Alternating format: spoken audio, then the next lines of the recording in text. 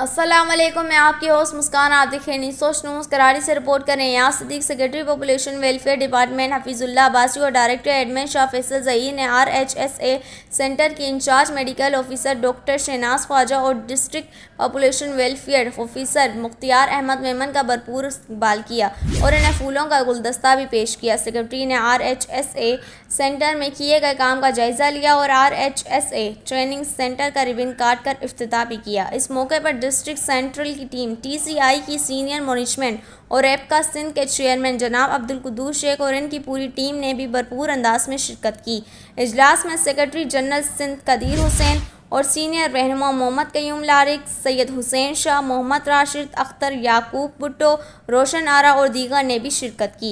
इफ्तिताह के बाद medical officer incharge doctor Shahnaz Khwaja ने सेक्रेटरी पॉपुलेशन हफीजुल्लाह अब्बासी को RHSA ट्रेनिंग सेंटर का मुकम्मल दौरा करवाया और कारकर्दगी के बारे में ब्रीफिंग भी दी।